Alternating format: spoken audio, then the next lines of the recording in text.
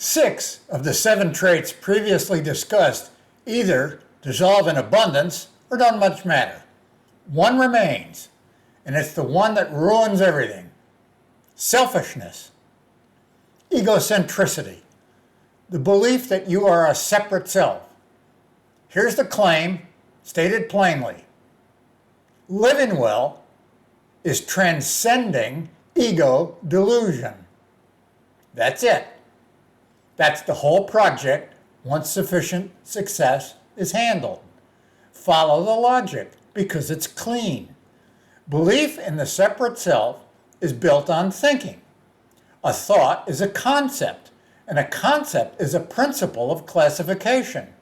It sorts, divides, categorizes, splits the world into this and not this.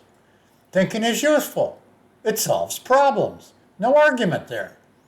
The problem is overthinking. Thinking became so useful that it became compulsive. The voice in the head that never stops, always narrating, often complaining and negative. Furthermore, every act of that thinking reinforces one idea, that you are separate, separate from other people, separate from everything. So, separate from everything of value. Separation is the root of all psychological suffering. Every bit of it. That's why success alone never satisfies. How does someone who has everything still feel empty? Easy.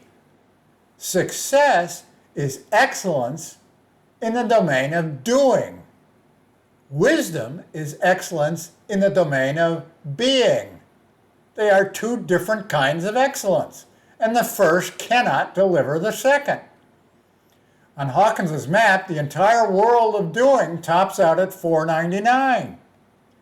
Being, union, the end of separation, begins at 500 and rises from there.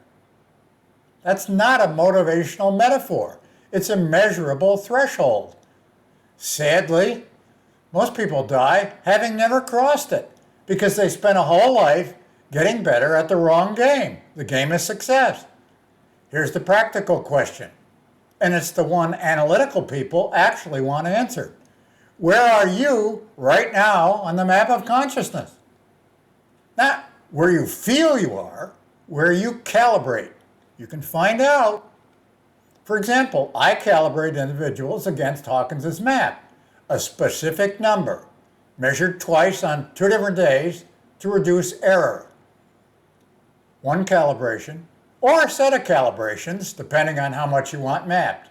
Yourself, the people closest to you, the inputs shaping your life.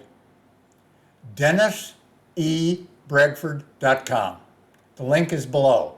Start with your own number. Everything else follows from knowing where you actually stand. Be well.